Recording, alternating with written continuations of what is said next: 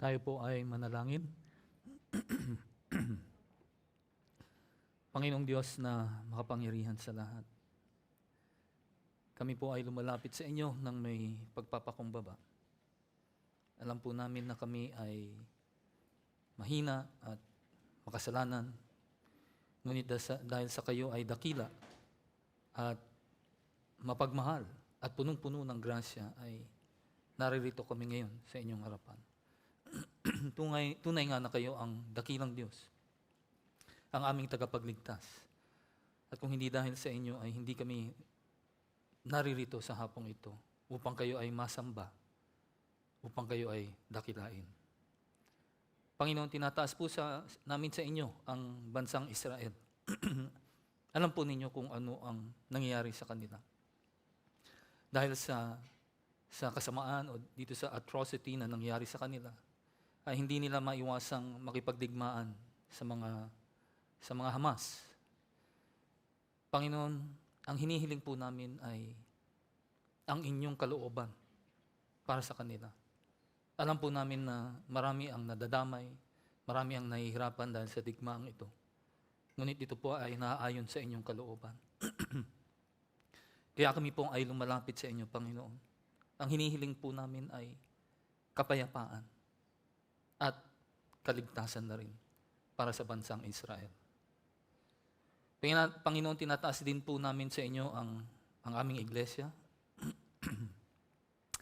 ang bawat isa na nangangailangan o di kaya yung mga kapatiran na may karamdaman. Panginoon, naway kayo po sana ang magbigay ng kagalingan at pati na rin ng probisyon para sa mga kapatiran na nangangailangan. At pati na rin po dun sa mga mayroong paghihirap or paghihirap sa kanilang mga puso o di kaya mayroong hindi pagkakaunawaan sa kanilang pamilya o di kaya sa mga kapatiran. Kayo na rin po sana ang siyang mamagitan, Panginoon, at naway magkaroon ng restoration at kapatawaran sa isa't isa. Panginoon, tinataas ko po sa inyo itong nalalapit na camp sa darating na November 1 hanggang 3. Tinataas ko po sa inyo ang lahat ng mga involved dito sa pag-organize ng event na ito. Lord, we pray for your protection. Kayo na po sana ang siyang mag-protect at hindi hayaan na ang kaaway ay mangibabaw sa mga kapatirang ito. At naway kayo po siya na ang siyang manguna upang itong camp na ito, itong retreat na ito ay tunay nga na maging maayos at maging kalugod-lugod sa inyong harapan. At pagpalain niyo po sana, hindi lamang po yung mga volunteers, kundi pati yung mga speakers, facilitators, yung aming admin staff, at lahat po ng involved dito, pati na rin ang mga participants. Lord, sana ay biyayain niyo kami. Hindi lamang po ng tapat na pangangaral ng inyong salita, kundi na rin po ang pagkakataon na kami ay makapag-fellowship na aming magampanan itong tinatawag na one anotherness sa isa't isa. At naway, kayo lamang po ang siyang mabigyan ng kaluwalhatian sa aming kalagitnaan. Kaya Panginoon, sa oras na ito ay tinataas ko po sa inyong aking sarili, sa aking pangangaral ng inyong salita. Naway kayo po sana ang siyang manguna, kayo po sana ang siyang magsalita sa aming lahat at amin pong upang aming marinig ang inyong mga katotohanan dito sa aming talata na aming pag-aaralan sa hapong ito. Muli, naway mabigyan namin kayo ng kaluwalhatian sa aming kalagitnaan. Ito po ang aming samot dalangin sa pangalan ni Jesus. Amen. Isang magandang hapon po sa inyong lahat. Tunay nga na isang biyaya ang kayo ay makasama sa hapong ito. Tayo po ay nasa Ebanghelyo pa rin ng Lucas at tayo ay papasok na dito sa tinatawag nating climax nitong biblical narrative ng ating redemption. Hindi ko lang alam kung paano tawagin sa Tagalog yung redemption. Yung kasaysayan ng ating kaligtasan. Well said, Pastor Pedro. Pagkatapos nung panalangin ni Jesus dito sa Mount of Olives or dun sa Garden of Gethsemane sa ibang mga synoptic gospels, si Jesus ay nakasalubong niya, no, itong isang pulutong o isang grupo ng mga tao, kasama na diyan yung mga sundalo na mga Romano, napapalapit sa kanya. At ayon nga kay Doc Rico, dun sa kanyang sermon last Sunday, this was the Lord's darkest hour daw, no, sa kanyang buhay. Bakit? Dahil ang isa sa mga malapit sa kanyang puso, actually isa sa kanyang mga disipulo, ang siyang magkakanulo sa kanya. At ito ay walang iba kundi si Judas. Pero alam niyo, kahit na sabihin natin na parang napakapangit nung mga pangyayari na darating sa buhay ni Jesus, alam po ninyo, masasabi natin na si Jesus ay in control pa rin, no, dun sa mga nangyayari sa kanyang paligid at sa kanyang sarili. Kahit na sabihin mo nung last Sunday sermon, sinasabi natin na, mukhang tumataas na yung tension. Kasi bakit? Akalain mo itong si Pedro, bigla na lang nanaga. Di ba? Muntik nang nagkaroon ng bloodbath between itong sa mga disipulo at dito sa mga tauhan ng pinunong saserdote. Ngunit alam natin na hindi naman yan hinayaan ng ating Panginoong Jesus na mangyari. No? Tinigil niya yung hindi magandang pangyayaring iyon. Bakit? Dahil ang daan patungong Calvary ay naiset na ng ating Panginoong Diyos. Wala na kung sino mang tao ang pwedeng humadlang dito. At kung ano ang itinakda ng ating Panginoong Diyos ay siyang mangyayari. At ano yun? Na ang ating tagapagligtas, ang bugtong na anak ng ating Panginoong Diyos, yan ay walang iba kundi si Jesus. Siya ang sasalo ng lahat ng puot at galit ng Diyos Ama dahil sa ating mga kasalanan. Upang tayo ay magkaroon ng kapatawaran at kaligtasan. Kaya sa hapong ito, dito sa ating pangunahing talata, ay mulit natin makikita ang isa pang propesiya na makikita nating matutupad dito sa pangunahing talata natin sa hapong ito. At ano yun? Yung pagtanggi ni Pedro kay Jesus. Nang ilang beses? Hindi lang isa, hindi lang dalawa, kundi 3 beses. So kung maaari ay anyayahan ko po kayong magsitayo at ating babasahin yung ating pangunahing talata sa Lucas chapter 22 verse 54 to 62. Dinakip nga nila si Jesus at dinala sa bahay ng pinakapunong pari ng mga Hudyo. Si Pedro na may sumunod sa kanila na malayo ang agwat. Nagsiga sila sa gitna ng patio at naupo sa paligid ng apoy. At si Pedro ay nakiumpok sa kanila. Nang makita siya ng isang utusang babae, siya'y pinagmastang mabuti. Pagkatapos ay sinabi ng babae, kasama rin ni Jesus ang taong ito. Ngunit ikinaila yon ni Pedro, babae, ni hindi ko siya kilala. Pagkaraan ng ilang sandali, mayroon uling nakapansin sa kanya at siya'y sinabihan, ikaw man ay kasamahan nila. Ngunit sumagot siya, Ginoo, hindi nila ako kasama. Pagkalipas ng may isang oras, iginiit naman ng isa sa naroon. Siguradong kasama ni Jesus ang taong ito, sapagkat isa rin siyang taga-Galilea. Ngunit sumagot si Pedro, Ginoo, hindi ko nalalaman ang sinasabi ninyo. Nagsasalita pa siya nang biglang may tumilaok na manok. Lumingon ang Panginoon at tumingin kay Pedro at naalala ni Pedro ang sinabi ng Panginoon. Bago tumilaok ang manok, sa araw na ito ay 3 beses mo akong ikakaila. Lumabas si Pedro at umiyak ng buong pait. Pwede na po tayong magsiupo. Akin pong inihati sa 3 punto ang ating pangunahing talata. Una, ang pagsunod ni Pedro kay Jesus na may distansya o sa di kalayuan. Pangalawa, ang pagtanggi ni Pedro kay Jesus. At pangatlo, ang pag-iyak ni Pedro ng buong pait. Alam po ninyo, yung talata natin sa hapong ito ay konektado dun sa na-preach ko sa inyo about 5 Sundays ago. Na kung saan ay sinabi ni Jesus na humingi na ng permiso si Satanas na sila ay ay higupin, no, o subukan ng katulad ng paghihiwalay ng ipa sa trigo, no, to sift them like wheat. Yun ang sinabi ron sa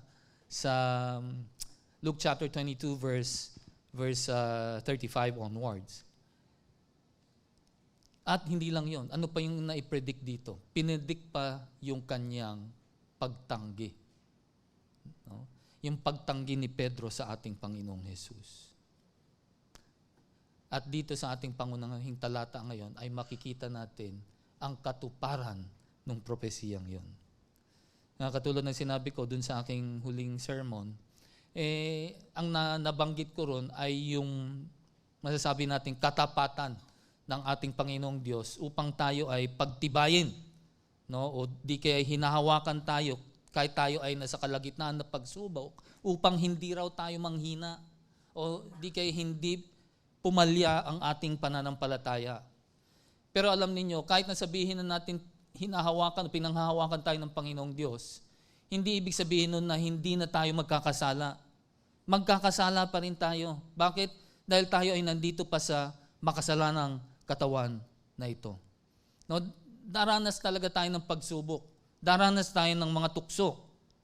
Ngunit ang pangako ng Diyos na kahit tayo ay madapa, na kahit tayo ay magkasala, nariyan siya upang tayo ay kanyang panghawakan at hindi niya hahayaan na manghina o di kay pumalya ang ating pananampalataya. No, kahit nasabihin natin na ginarantiya ng ating Panginoong Jesus yung pananampalataya ni Pedro na hindi ito magfe-fail dahil sa kanyang patuloy na pananalangin kay Pedro.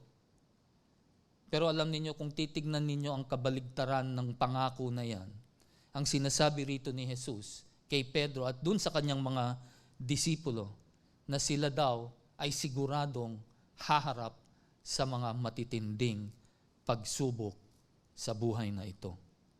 Di ba? Kasi nga ano ang hiniling ni Satanas? Ang hiniling niya ay gusto na niyang usigin, gusto na niyang subukan ang kanyang mga disipulo. Sa wikang Ingles, Satan had already demanded permission to sift them like wheat. At yun ang mismong pag-aaralan natin ngayon. Kung paano subukan ni Satanas itong mga disipulong ito, lalong-lalo na si Pedro.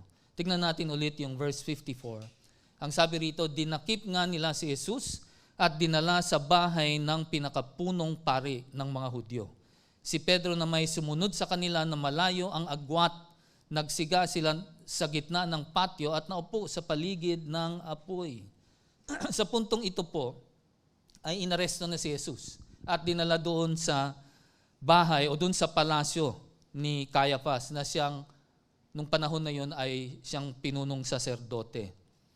At habang si Jesus ay kanilang ini-interrogate, no, kanilang kine-question nitong mga chief priests, elders, and scribes, meron ding isang pagsubok o isang trial na nangyayari doon sa kalagitnaan ng palasyo ni Caiaphas. Doon sa kanyang patio o sa wikang Ingles, doon sa kanyang courtyard. No, yun ay, kung titingnan ninyo dito sa larawang ito, sa picture na ito, nandun yan sa bandang kalagitnaan ng palasyo ni Caiaphas. At doon nyo makikita, at yun ang lugar kung saan ay itinanggi ni Pedro o ikinaila ni Pedro ang Panginoong Jesus. Hindi lang ng isa, hindi lang ng dalawa, kundi 3 beses. Alam po ninyo, sa panahong ito, halos lahat na ng mga disipulo ay iniwan na ang Panginoong Jesus. Ngunit si Pedro ay nanatili. Yung nga lang, medyo may konting distansya yung kanyang pagsunod kay Jesus. Though kung titignan ninyo dun sa Ebanghelyo ni Juan, dun sa John chapter 18, may binanggit din dun na meron pang kasama na isa pang disipulo si Pedro na nakapasok kaagad dun sa bahay ni Caiaphas dahil kilala siya nung mismong pinunong saserdote. Pero alam nyo, ang sabi ng karamihan ng mga commentaries na aking nabasa, ang sabi nila, dito lang makikita ito sa Ebanghelyo ni Juan. At alam naman natin kung sino ang may sulat ng Ebanghelyo ni Juan, di ba? Kundi si Juan mismo. And therefore, ang conclusion nila, yung sinasabi ng isa pang disipulo na nakapasok doon ay walang iba kundi si Juan mismo. Kasi siya lang ang pwedeng makaalam ng detalye na yon. Unlike doon sa tatlong synoptic gospels, dito kay Mateo, Marcos at kay Lucas, sino lang ang binanggit dito? Si Pedro. Bakit? Dahil ang tuon ng istorya na ito ay hindi kay Juan, kundi kanino? Kay Pedro. Maari ang iba sa atin ay nag-iisip na hindi naman totally na kinaila ni Pedro si Jesus. Kasi bakit? Lahat umalis na eh. Pero siya ay nariyan pa rin. Kung titingnan nga natin medyo may katapangan nga siya eh. Dahil nanatili siyang sumusunod kay Jesus. Though masasabi natin hindi siya ganun kalapit kay Jesus kasi may konting distansya daw eh. No, yung distansya na yon, siguro enough to hear and peek what was happening with the Lord Jesus Christ. Diba? Enough lang na para makita niya at marinig niya kung ano ang nangyayari kay Jesus. At yan ay nakalagay dito sa account ni Mateo. Sa Mateo 26 verse 56 to 58. Sabi rito, ngunit nangyari ang lahat ng ito upang matupad ang sinulat ng mga propeta. Tumakas ang mga alagad at iniwan siyang mag-isa. Dinala si Jesus ng mga dumakip sa kanya sa bahay ni Caiaphas, ang pinakapunong pari. Doon nagkakatipon ang mga tagapagturo ng kautusan at mga pinuno ng bayan. Sumunod si Pedro, ngunit hindi gaanong lumalapit. Pagdating sa tahanan ng pinakapunong pari, pumasok siya sa bakuran at naupo sa patio kasama ng mga bantay.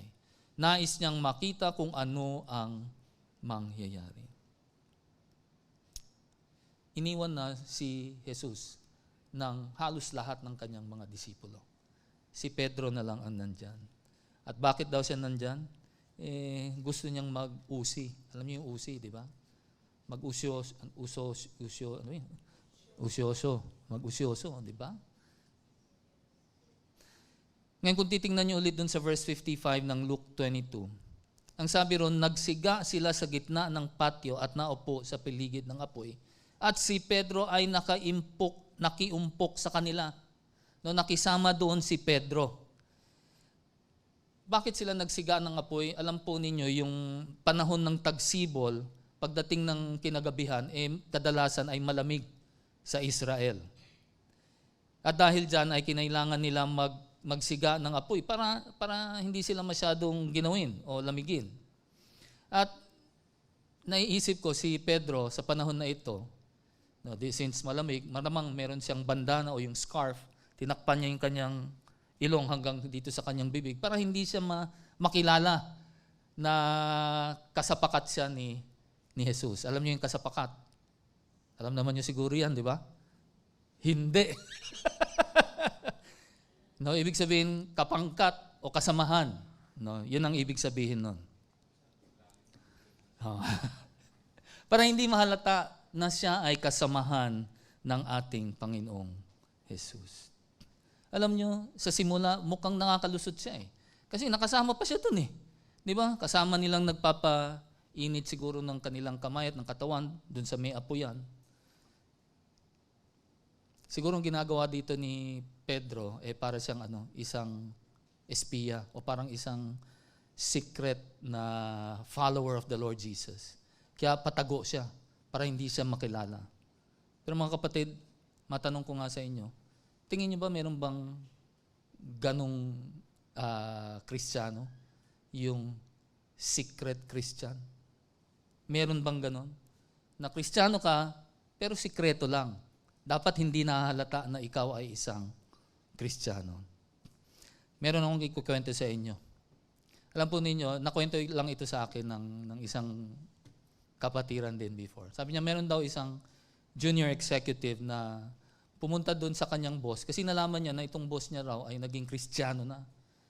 Bago pa lang naging Kristiyano. Kaya lumapit siya kagad. Sabi niya, boss, balita ko Kristiyano ka na raw ngayon. Sabi niya, nung boss niya, oo, Kristiyano na ako. Tapos ang sabi nitong junior executive sa kanya, alam niyo boss, ako rin, Kristiyano rin ako, matagal na.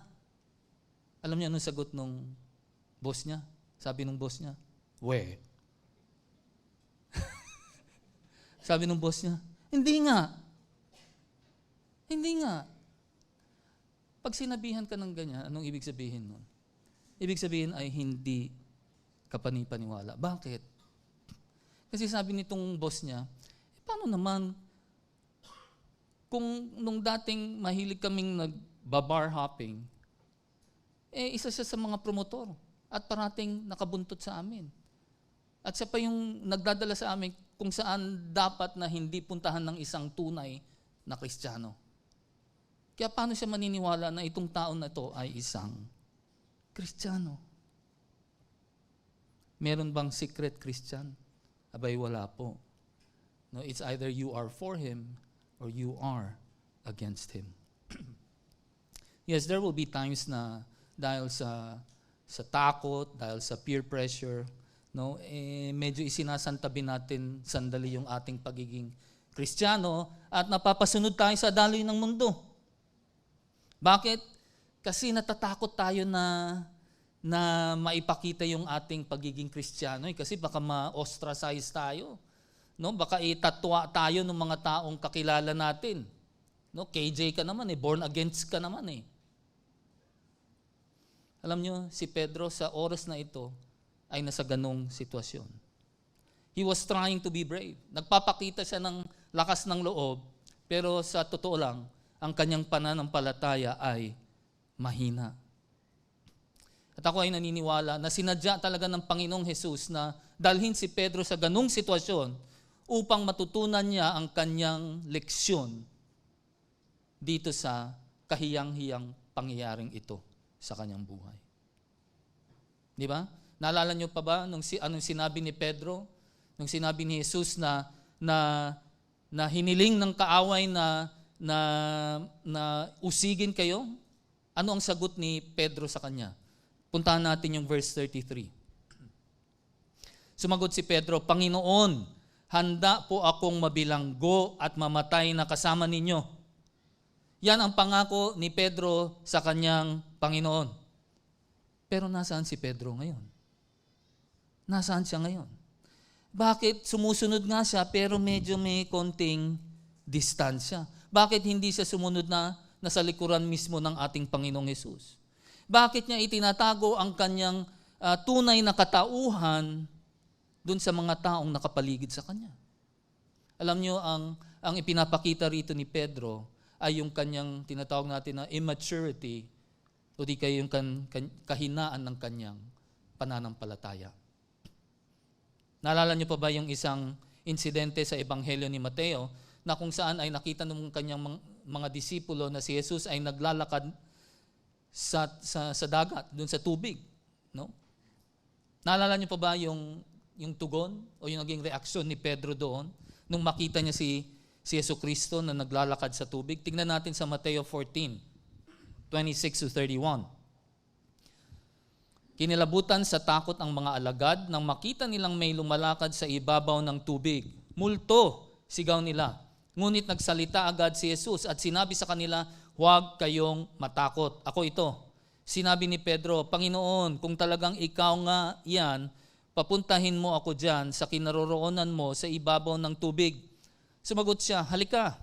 Mula sa bangka ay lumakad si Pedro sa ibabaw ng tubig papunta kay Jesus. Ngunit nang mapansin niya na malakas ang hangin, siya ay natakot at nagsimulang lumubog. Panginoon, sagipin ninyo ako, sigaw niya. Agad siyang hinawakan ni Jesus, bakit ka nag-alinlangan? Napakaliit ng iyong pananampalataya, sabi niya kay Pedro. Doon masasabi natin na si Pedro ay mapusok at madalas ay hindi siya maingat. Hindi natin ma-deny yung katotohanan na si Pedro ay may katapangan talaga. No, dahil yung ibang mga disipulo natatakot at nagkukulob lang doon sa loob ng bangka ng bangka.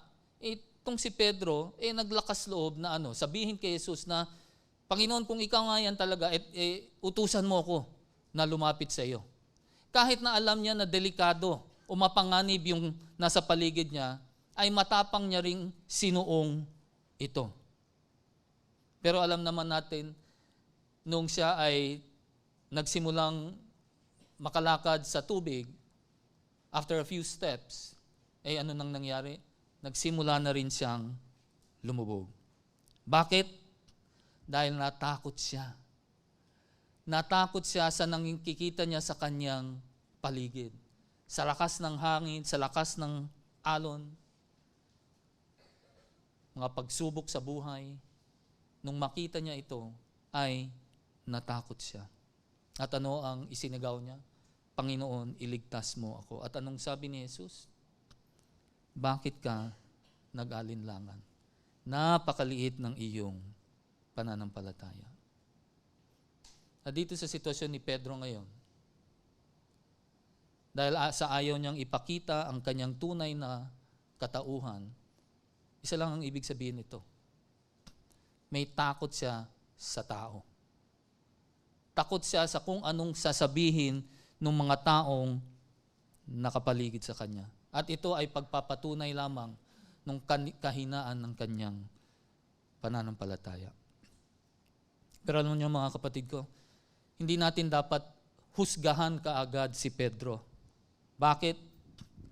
Dahil minsan ay katulad din tayo ni Pedro. In many ways, we are just like Peter. Tuwing tayo ay sumusuway sa ating Panginoong Diyos. Tuwing tayo ay nagkakasala sa ating Panginoong Diyos. Katulad ni Pedro ay itinatanggi natin ang ating tagapagligtas dahil di natin na ibibigay ang respeto at karangalan na karapat dapat niyang tanggapin sa pamamagitan ng ating pagsunod sa kanyang mga utos. Ganyan din ang ginagawa natin, parehas ni Pedro. Tingnan natin ang ating pangalawang punto. Ito na yung kwento ng kabuuan ng kanyang pagsubok sa verse 56 and 57. Nang makita siya ng isang utusang babae, siya ay pinagmasdang mabuti. Pagkatapos ay sinabi ng babae, kasama rin ni Jesus ang taong ito. Ngunit ikinaila yon ni Pedro, babae, ni hindi ko siya kilala. Itong babaeng alipin ng pinunong saserdote, malamang yan, kasama rin ito dun sa arresting party. Kaya namukhaan niya kaagad si Pedro. Pero tingnan ninyo ang naging tugon ni Pedro. Anong sabi ni Pedro? No, ikinaila niya yan. Sabi niya, babae, ni hindi ko nga siya kilala. Ito yung unang pagkaila o pagtanggi ni ni Pedro kay Jesus. Alam niyo dito sa tono ng pagsasalita ni Pedro ay may halong pang-iinsulto actually. Nung tinawag niya itong babaeng alipin na babae. No, alam naman natin na nung panahon ni Jesus, ang tingin sa mga babae ay mga second class or even third class citizens. No, ganun kababa ang tingin ng mga tao dati o ng mga lalaki sa mga babae. At dahil nga siguro ang akusasyon ay nanggagaling sa isang babae at tapos alipin pa siya, mabilis ang kanyang pagtanggi. At sinabi na, hindi ko nga kilala yan eh. Tandaan nyo ito yung kanyang unang pagtanggi kay Jesus. Tingnan natin sa verse 58 ngayon. Pagkaraan ng ilang sandali, mayroon uling nakapansin sa kanya at siya ay sinabihan, ikaw man ay kasamahan nila. Ngunit sumagot siya, Ginoo, hindi nila ako kasama. Maaari ito ay siguro mga ilang minuto pa lang ang nakakalipas after that first denial. Sa oras na ito ay meron naman isang lalaki ang lumapit sa kanya at nakakilala sa kanya. At anong sabi nitong lalaki? Sabi niya, ikaw man ay kasamahan nila. Ngayon itong pangalawang akusasyon kay Pedro, hindi lang tungkol sa kilala niya ang Panginoong Jesus, kundi ang sinasabi rito ay, isa ka sa kanila. Kasapakat ka nila. Isa ka sa kanyang mga alagad. Tingnan ninyo sa Juan 18 verse 25. Ano sabi dyan? Habang nagaganap ito, si Simon Pedro ay nakatayo at nagpapainit pa rin sa tabi ng apoy. Siya ay tinanong ng mga naroon, hindi ba't alagad ka rin ng taong iyan? Anong ginawa ni Pedro? Ipinagkaila ito ni Pedro. Anong sagot niya? Hindi. Hindi. Yun ang sagot niya. Alam niyo, parehas sa dalawang ebanghelyo na ito, na naging mariin ang kanyang pagtanggi nung sinabi niya na hindi ako yun. No? Hindi ako yun. Alam niyo anong ginagawa ni Pedro dito? Hindi lang niya itinatanggi na kilala niya ang Panginoong Jesus. Itinatanggi niya rin ngayon ang kanyang relasyon, ang kanyang pakikisama, at ang patutuong ibinahagi niya sa kanyang Panginoon nung tinawag siyang maging mangingisda ng mga tao. Yun ang implikasyon ng kanyang pagtanggi. Tingnan natin ngayon yung verse 59. Ito yung, tandaan niyo ito yung pangalawang pagtanggi. Puntahan natin ngayon yung verse 59. Pagkalipas ng may isang oras, iginit naman ng isa sa naroon. Siguradong kasama ni Jesus ang taong ito, sapagkat isa rin siyang taga Galilea. Pagkatapos nung second denial niya, siguro may isip natin, dapat by this time, siguro man lang nakaramdam ng konting lungkot si Pedro dun sa kanyang ginawa. Kasi pangalawang beses na, di ba? Pero lumipas na ang isang oras, para bang walang nangyari. Para bang hindi niya ikinaila ang Panginoong Jesus. Parang hindi siya nakukonvict dun sa kasalanang kanyang ginawa. At sa palagay ko, ito ay totoo. Lalo na kung ang isang tao ay lubog doon sa kanyang kasalanan. No, he is immersed in his sin. Na nagsisimula ng baliwalain ang pahiwatig ng banal na espiritu sa kanya. No, isipin natin, 2 beses nang itinanggi ni Pedro ang Panginoong Jesus. Ngunit hindi man lang siya nakaramdam ng konting pagsisi sa kanyang ginawa. Bakit? Andun kasi siya sa kalagitnaan ng kasalanan. Alam niyang kasalanan, pero hindi niya pinapansin ang prompting ng banal na espiritu sa kanyang buhay. Are we sometimes like that? Di ba? Pag nandun tayo sa kalagitnaan ng kasalanan, ayaw natin pakinggan ang udyok ng banal na espiritu. At ngayon, ito na, yung pangatlong pagkakataon na kung saan ay sisitahin si Pedro. At dito, ang sinabi sa kanya ay, ikaw nga ay isang taga Galilea. Ang akusasyon sa kanya na siya ay kasamahan talaga ni Jesus ay dahil nakilala siya na bilang isang taga Galilea. At sa tingin ninyo, ano ang dahilan at nasabi na siya ay isang taga Galilea? Tingnan ninyo ang sabi ni Mateo sa chapter 26 verse 73. Makalipas ang ilang sandali, lumapit kay Pedro ang mga naroon. Sabi nila, isa ka nga sa mga tauhan niya. Nahahalata ka sa punto ng iyong pagsasalita. No, doon siya nahuli. Doon sa punto ng kanyang pagsasalita. Alam po ninyo, ang Galilea ay nandoon sa bandang hilaga o sa norte ng Israel. Samantalang ang Jerusalem ay dito sa baba, sa may timog, sa bandang timog, south, no? At sigurado yan, mayroong pagkakaiba yan dun sa kanilang tono o di kaya sa kung paano nila bigkasin ang kanilang salita. Kahit na sabihin mong parehas na sila ay mga Hebreyo, naiisa yung kanilang salita. Di ba? Katulad na lang dito sa atin. Ang mga Manileño at yung mga Batanggenyo, pareho naman ng salita ay Tagalog, di ba? Pag ang mga taga-Milenyo, sasabihin nila, halika nga rito.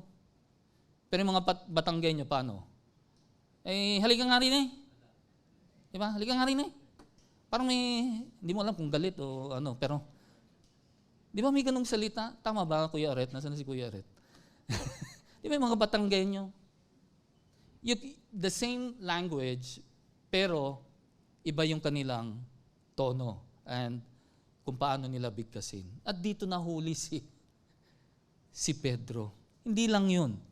Meron pang isang importanteng impormasyon na gusto kong ipaalam sa inyo.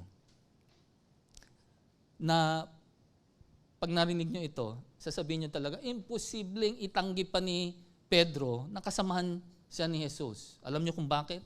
Tingnan ninyo sa Juan chapter 18, verse 26 to 27. Sabi rito, tinanong naman siya ng isa sa mga utusan ng pinakapunong pari at kamag-anak ng lalaking natagpasan niya ng tainga. Hindi ba nakita kitang kasama ni Jesus sa halamanan? Muling ikinaila ito ni Pedro at agad na tumilaok ang manok. Nakita nyo? Sino yung pangatlong tao na nakilala siya? Yung mismong kamag-anak ni Malchus. Yung mismong taong tinagpasan niya ng tainga. Kaya at this point, wala na siyang lusot. Na-corner na siya, pero ano pa rin yung ginawa niya? Pagdating sa verse 60. Ano sabi ron? Ngunit sumagot si Pedro, Ginoo, hindi ko nalalaman ang sinasabi ninyo. Believe naman ako dito kay Pedro talaga. Huli na eh. Huli na siya eh. Pero deny to death pa rin siya. At ganitong klaseng reaksyon ni Pedro, ako ay naniniwala ito ay galing sa kanyang takot. No, yung takot na kung ano ang pwedeng mangyari sa kanya kapag nakilala siya na siya ay isang alagad ni Kristo Jesus. Dahil sa nakikita niyang nangyayari sa kanyang Panginoon sa mga oras na iyon, na kung saan ay pinahihirapan at sinasaktan at ipinapahiya, natatakot siya na baka gawin din iyan sa kanya, na siya ay usigin, pahirapan, and ultimately pwede siyang patayin. At alam naman natin na siya ay pinatay, di ba? Later on in his life. Tandaan ninyo, just a few verses ago, anong sabi ni Pedro? No? Kumpiyansa siya na sinabi niya kay Jesus na, Panginoon, huwag kang mag-alala, hindi kita tatalikuran. Sasamahan pa kita hanggang bilangguan, hindi lang hanggang bilangguan, kundi hanggang kamatayan. Pero nasaan si Pedro ngayon? Nasaan si Pedro ngayon kung kailan ang kanyang Panginoon ay pinapahirapan at inaabuso ng mga taong umaresto sa kanya? Ito yung problema ni Pedro. Masyado siyang bilib sa kanyang sarili. Ang akala niya, kaya niya sa sarili niyang effort, sa sarili niyang kakayanan, na proteksyonan yung kanyang Panginoon dun sa alam naman niyang pwedeng mangyari.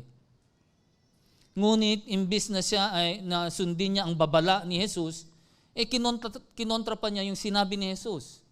Nung sabihin niya na, hindi kita papabayaan. Susunod ako sa iyo hanggang bilangguan at hanggang kamatayan. Ngunit ngayong nakikita na natin yung katotohanan. Sabi ko nga kaninang sa umaga, when the rubber meets the road, ano na ang ginawa ni Pedro? Abay natakot. At pinagkaila ang Panginoong Jesus. Hindi lang isang beses, hindi lang 2 beses, kundi 3 beses. Minsan ba ay katulad din tayo ni Pedro? No? Sumusobra ba tayo sa kumpiyansa sa ating sarili na nakakalimutan natin ang Panginoong Jesus sa ating mga buhay? Na mas madalas ay umaasa tayo sa ating sarili kaysa sa ating tagapagligtas na siyang nagtataguyod ng lahat. Mga minamahal, ang sabi ni Pablo, huwag kang maging palalo, huwag kang maging mayabang, huwag maging matalino sa iyong sariling pagpapahalaga. Sinabi pa ng aklat ng Kawikaan na ang pagmamataas ay nauuna bago dumating ang pagkawasak. Alam po ninyo, kung hindi tayo mag-iingat, kung masyado tayong believe sa ating sarili, na imbis na payagang kontrolin ng Diyos ang ating mga buhay, mas gusto natin na tayo ang manaig. Hindi lamang sa ating sitwasyon, kundi sa kahinatnan ng ating kinabukasan. Huwag tayong maging ganun. Huwag tayong maging pabaya. Bakit? Kasi baka mauwi tayo katulad ni Pedro, na kung saan ay naranasan niya ang isang matindi at kahiya-hiyang pagkabigo. Nakakahiya talaga itong ginawa ni Pedro. Tandaan natin yung sinabi ni Pablo sa unang Korinto chapter 10 verse 12. Kaya't mag-ingat ang sino mang nag-aakalang siya'y nakatayo at baka siya ay mabuwal. We have to be careful. Balikan natin yung verse 16. Sabi rito, nagsasalita pa siya nang biglang may tumilaok na manok. Kung ano ang nangyari kay Pedro ay siyang sinabi ni Jesus na mangyayari sa kanya. Na si Pedro daw pagkatapos na itanggi siya ng 3 beses ay titilaok ang manok. Ang pinahayag sa atin dito ng ating Panginoong Diyos ay pagpapakita lamang ng kanyang omniscience o yung kanyang walang hanggang kaalaman at nagpapatunay na siya ay tunay na Diyos. Siya ang God the Son. Dahil alam na niya kung ano ang mangyayari kay Pedro bago pa man ito mangyari. At alam niya ito sa bawat detalye. Eksaktong-eksakto, walang sobra, walang kulang. No, imagine yung impact nito kay Pedro nung narinig niyang tumilaok ang manok. No, hindi dahil sa siya ay nagising, dahil siya ay natutulog at nagising sa tilaok ng manok, kundi dahil sa ano? Naalala niya yung pangako ni Jesus o yung sinabi ni Jesus na pagkatapos niyang itanggi si Jesus ng 3 beses ay titilaok ang manok. Naalala niya yun. Tingnan natin dito sa ating huling punto sa verse 61. Lumingon ang Panginoon at tumingin kay Pedro at naalala ni Pedro ang sinabi ng Panginoon, bago tumilaok ang manok sa araw na ito ay 3 beses mo akong ikakaila. Lumabas si Pedro at umiyak ng buong pait. Alam niyo, yung unang tanong na naisip ko nung binabasa ko itong verse na ito, sabi ko, paano nalaman ni Jesus nung panahong yun na itinanggi na siya ni Pedro ng 3 beses? Unang-una, hindi sila magkasama magkatabi. May konting distansya nga eh. Pangalawa, si Jesus mismo ini-interrogate at sinasaktan. No, tinotorture siya noong mga panahong yun. Kaya paano niya nalaman na si Pedro ay nagawa na ni Pedro yung kanyang pagtanggi kay Jesus? Tingnan muna natin yung verse 63. Hiramin ko lang yung verse ni Pastor Pedro for next week.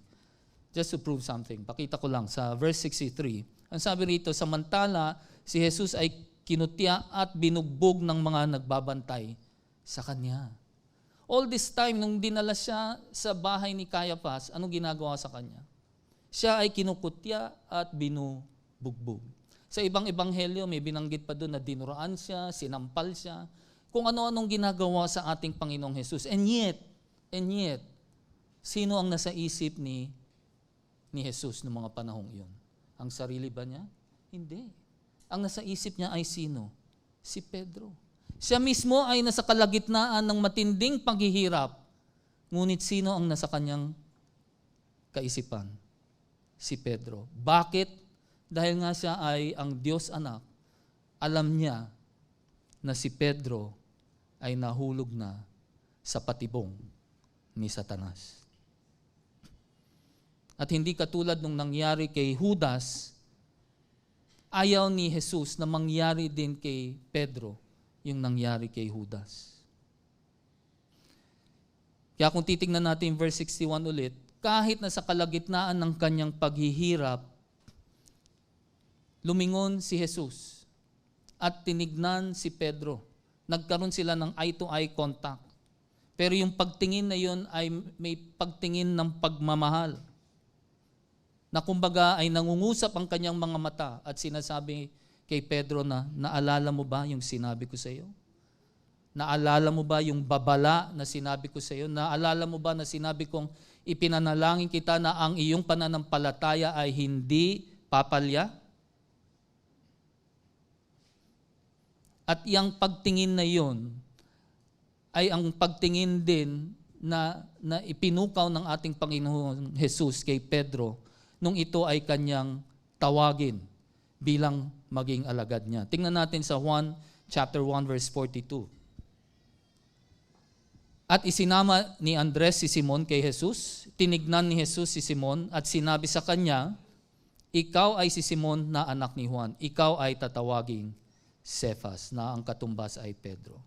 Nakita niyo yung salitang tinignan. No, yung salitang tinignan at yung salitang pagtingin din ni Jesus dito sa Lucas 22 at dito sa John 1:42, parehas ang kanilang Greek word na ang ibig sabihin ay ano? Sa wikang Ingles, to consider or to look with concern. Ito yung pagtingin ni Jesus na siyang nakapag-convict or nagising si Pedro sa kanyang mahimbing na pagkatulog. Dahil naalala niya yung panahon na siya ay unang tinawag ng kanyang Panginoon. At ngayon ay na-realize niya rin yung kahihiyan na ginawa niya sa kanyang Panginoon. Nakita niya yung kanyang kasalanan. Nakita niya na kung sino itong tao na nangako siya na hindi niya pababayaan, pero anong nangyari? Eto, ipinagkaila niya ng 3 beses. Kaya pagdating dito sa verse 62, ang sabi rito, lumabas si Pedro at umiyak ng buong pait. Ngayon, iba sa atin, iisipin natin siguro, di ganun din pala. Inabandon na din ni Pedro ang Panginoong Jesus. Alam po ninyo, sa tingin ko hindi. Dahil sa panahong ito, nung kanyang matanto niya yung kanyang kasalanan, ay hindi na niyang kayang kontrolin yung kanyang emosyon at kailangan niyang umalis dun sa lugar na iyon. Alam po ninyo, hindi katulad ni Judas na siya ay nalungkot lang dun sa kanyang maling nagawa at pagkatapos ay nagpakamatay na lang siya. No? Mas madali yun Iwasan yung consequence ng kanyang maling ginawa. Pero dito kay Pedro, hindi ganun Yung reaksyon ni Pedro, ayon kay Jesus, ay isang tugon ng pagsisisi. Bakit ko sinabi yon? Kasi yun mismo ang sinabi ni Jesus. Yun mismo ang sinabi ni Jesus. Kung naalala niyo dun sa verse 32, di ba? Pagkatapos niyang i-predict yung pagkakaila o yung pagtanggi ni Pedro kay Jesus, ano rin yung sinabi niya? Balik tayo sa verse 32. Lucas 22:32. Sabi rito, subalit idinalangin kita upang huwag manghina ang iyong pananampalataya at kapag nagbalik loob ka na, patatatagin mo ang iyong mga kapatid. Si Jesus mismo nagsabi na hindi niya tatahakin yung katulad ng tinahak ni Judas. Babalik siya. Patatatagin niya ang mga kapatid. Ipagpapatuloy niya ang misyon na ipinagkatiwala sa kanya ng Panginoong Jesus. Mga kapatid ko, pumalya si Pedro dito sa pagsubok na ito. Di ba?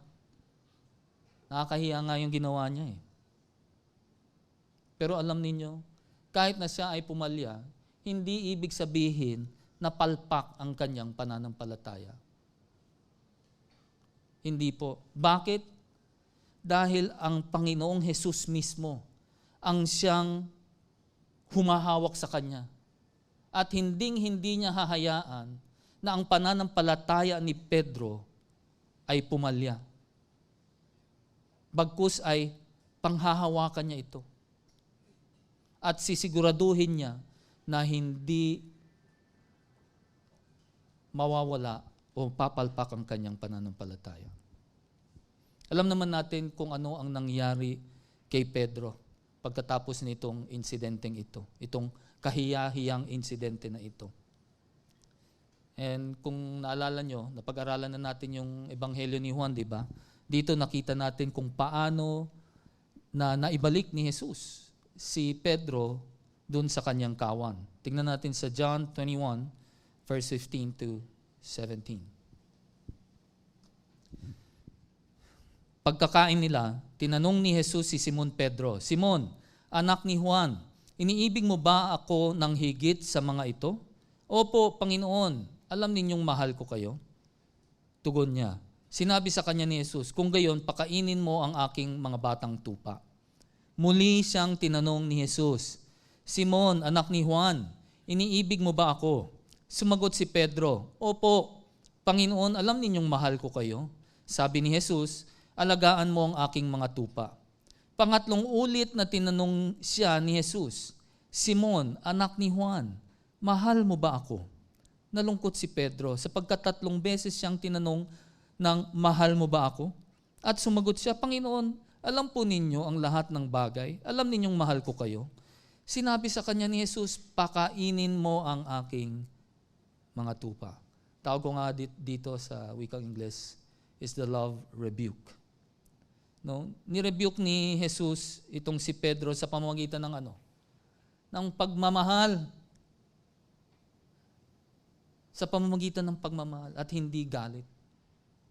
Alam naman natin na may karapatan na magalit si Jesus kay Pedro kasi 3 beses niyang ikinaila si Jesus eh. Pero anong ginawa ni Jesus? Wala kang makita ni isang tinge ng galit dito sa binanggit ng ating Panginoong Jesus. Alam niyo mga kapatid ko, bilang mga Kristiyano, bilang itong iglesia natin dito sa Grace Fellowship Church, ito yung dapat na ginagaya natin. Ang bilis natin magkondena ng isang kapatiran na nagkasala. Di ba? Minsan ganun tayo eh. Pero kung titingnan natin ang halimbawa ni Jesus, biro mo, ipinagkaila na siya ng 3 beses. Iniwan siya sa ere. Pero anong ginawa ng ating Panginoong Jesus? Imbis na magalit ay ano? Pinakitaan niya ng pagmamahal. The Lord Jesus was gracious and loving. At yun ang ginamit niya na paraan upang maibalik si Pedro sa kanyang kawan. Upang maibalik si Pedro doon sa ministeryo na ipagkakatiwala ng ating Panginoong Jesus sa kanya. At alam naman natin kung ano nang nangyari kay Pedro pagkatapos ng senaryo na ito. No? From being Petros, ano ibig sabihin ng Petros? A stone. No, isang bato. Naging ano siya? Petra. No, isang malaking boulder. No? Malaking bato. Bato rin no? Rock. Mahirap kasi pag sa Tagalog eh. No? Petros is a small stone, parang pebble. Pero pagdating ng Petra, it's a rock, a huge rock, a huge boulder. At alam naman natin na si Pedro ay isa sa mga haligi ng unang iglesia. Hindi lang yun, siya ay ginawang martyr. No? Siya ay pinatay dahil sa kanyang pananampalataya kay Kristo Jesus. At hindi lang basta-basta kamatayan ang binigay sa kanya. Isang mahirap na kamatayan. Yung pagpapako pa lang sa krus, mahirap na ano pang hiniling niya. Kung pwede ay ipako siya ng patiwarik. Dahil ang sinasabi niya ay hindi siya karapat-dapat na patayin ng katulad ng kanyang dakilang tagapagligtas. Mga minamahal, maaaring mangyari din sa atin itong nangyari kay Pedro.